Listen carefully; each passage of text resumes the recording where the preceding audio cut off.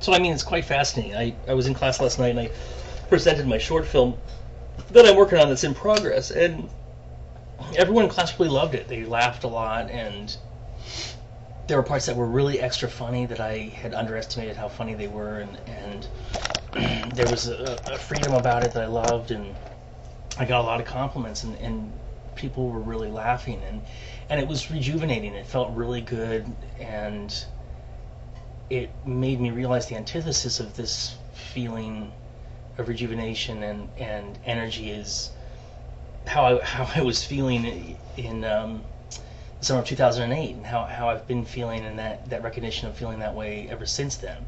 And it's interesting how, I'll think back to my security guard job, and I'll think back to my Allied Waste job, my job at the garbage company, and I'll think, yeah, it's absolutely true. I've grown a lot since then, and I've developed since then, and I've come to new realizations, and new things have formed, and new synapses have formed, and realizations, and that's a good thing. That's progress, that's growth. But really, it was like a drug. It was like a drug I love, and I spent a lot of time thinking about film and motion pictures and storytelling on a daily basis, and it's worth it. That moment is really worth it. There's no feeling quite like it when you show people something that makes them laugh and makes them have an experience that you've imagined. And not to say that it was a perfect piece. It needs a lot of work. And I've been thinking about changing the story up and having it really kind of like how cells reproduce and multiply. I'd like to have it kind of fold in on itself and become something more. To it gets to the Shaggy Dog joke almost, where my shirt's inside out. I'm not really sure. Maybe there'll be 2 endings or 3 endings. Well, I was just watching this TED Talks on conception and human development from conception to birth. And it was just a beautiful presentation and really intricate. And he was talking about it detailed cell division and brain structure and the fold of the brain, how the brain folds and stores. The fold stores more information, and how amazing it is that we have these processes that are so intricate that they're almost incomprehensible in terms of the data in the what we know in science today. And it's hard. He was saying, this gentleman, I forget his name, Alexander Tsaris, was saying that it's hard not to attribute that to divinity. And I thought, wow, that's really something. I'm always looking to make a correlation between what those new discoveries and the advancement in technology.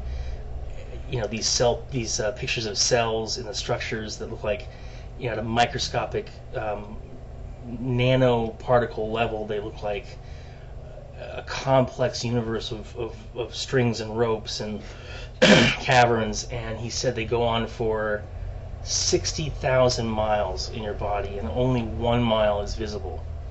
I think that's pretty profound. I've been feeling a little bit jittery lately and anxious about my past addiction to tobacco, and thank God it's in the past. Thank God you've quit. It's scary, it's really scary.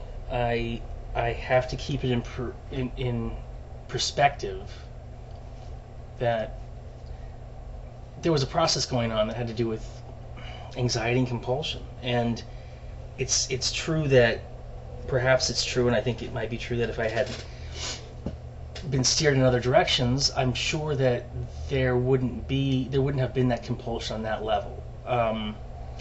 But there was this woman on the radio. She was a guest on some radio program. Maybe it was NPR. I can't remember what exactly the show was, but she was talking about how when you're 14, you end up kind of doing. It's a point where your brain solidifies, and I've always wondered about different stages of development and what is that stage. I mean, it's significant from. I'm sure it's somewhat significant from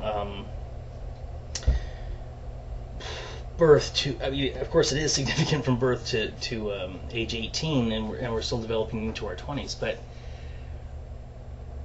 she was saying that, and I don't know what kind of data she has to back this up, but it kind of made sense a little bit, and she was convinced that, when you're 14, your brain is going through a certain stage of development that whatever you're doing when you're 14, it has an imprint on your brain that the chances are you'll do it in some way, shape, or form for the rest of your life. And I was thinking back to when I was 14 in 1991, and I'm going, oh my God, I was obsessing about cigarettes, and I thought they were so cool, and it, and I remember visiting my father, and I never want to come across that I'm blaming anyone, because that would be ridiculous. It was totally my structure and my thinking and my process completely. It had nothing to do with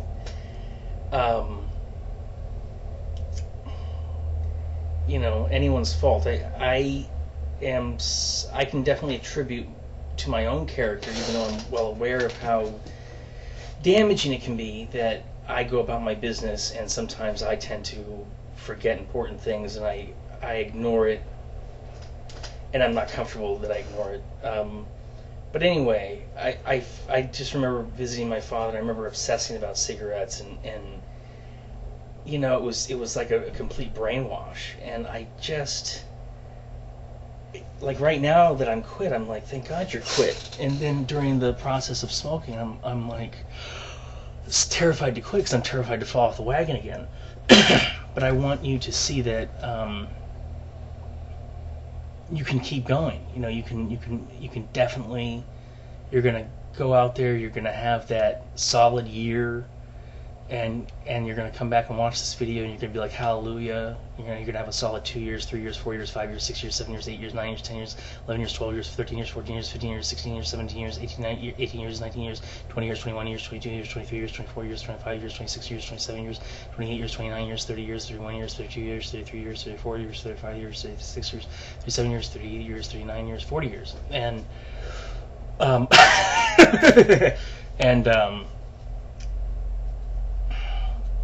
it'll be good to see that evolution.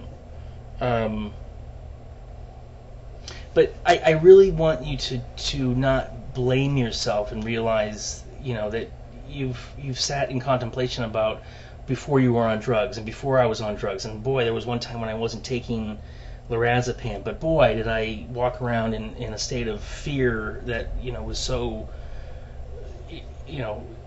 I was so wrapped up in that, it would rule me for hours in a given day. And I think often there were frivolous thoughts that would just absorb you. And I think that frivolous, terrifying, troubling thoughts that would absorb you, and that's just not fair. That's not right. And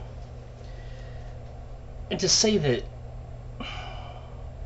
I should have had a different environment, I mean, it's like, I might as well be saying that I wish I were born a duck, stuff like that. I just feel like the environment was it was what it was. It is what it is. There's really,